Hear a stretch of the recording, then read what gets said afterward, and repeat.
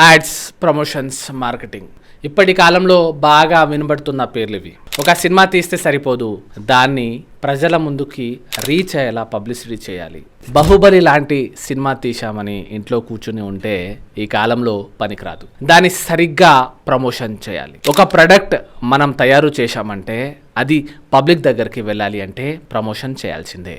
అంతేకాదు బట్టల షాప్ పెట్టాలి అండ్ దాన్ని పబ్లిసిటీ చేయాలి అంటే ఒక హీరోయిన్తో రిబ్బన్ కటింగ్ చేయిస్తున్నారు. పబ్లిక్కు వాళ్ళ ప్రొడక్ట్ గురించి తెలియాలి అని చిన్న చిన్న ఇన్ఫ్లుయెన్సర్స్తో, ఈవెన్ పెద్ద పెద్ద స్టార్స్ షారుఖ్ ఖాన్లతో సహా ప్రమోషన్స్ చేయించుకుంటున్నారు. నిజంగా ఒక ప్రొడక్ట్ డిమాండ్ని పబ్లిసిటీ నిర్ణయిస్తుందా? ఆ పబ్లిసిటీ వల్ల వచ్చే సేల్స్ ఎంతకాలం ఉంటాయి? ఆ ప్రొడక్ట్ వల్ల వచ్చే సైడ్ ఎఫెక్ట్స్కి ప్రమోట్ చేసేవారు ఎంత బాధ్యత తీసుకుంటారు? ఇలాంటి పూర్తి విషయాలు ఈ వీడియోలో తెలుసుకుందాం. హలో, అస్సలాము అలైకుం, నమస్కారం. నేను మీ advocate Ali and welcome to my channel. ఈరోజు టాపిక్ కొంచెం స్ట్రేట్ ఫార్వర్డ్గా ఉంటుంది.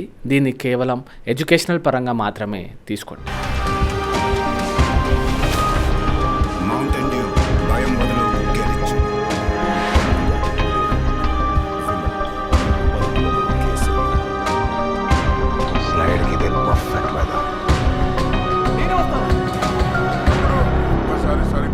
రవి మధ్యాహ్నం పూట భోజనం చేసి పడుకొని సోషల్ మీడియాలో రీల్స్ చూస్తున్నాడు. అందులో ఒక ఫుడ్ బ్లాగ్ వచ్చింది. అతనికి ఆకలి ఉందా లేదా అని సంబంధం లేకుండా ఆ ఫుడ్ ను ఆర్డర్ చేసుకున్నాడు. ఇంకొంతమంది వాళ్ళ ఇంట్లో యూట్యూబ్ చేస్తున్న టైంలో లేదా ఏదైనా వేరే రీల్ చేస్తున్న టైంలో అందులో ఏదో వస్తువు కొన్నామని అందులో ఎవరైనా చూపిస్తే అవి చూసి కొంతమంది ఆ వస్తువులు ఇంట్లో అవసరం ఉందా లేదా అని ఆలోచించకుండా ఆర్డర్ పెట్టేస్తున్నారు. ఇప్పుడు ఉన్న సోషల్ మీడియా ప్రమోషన్స్ మనల్ని అంత ప్రభావం చేస్తున్నాయి.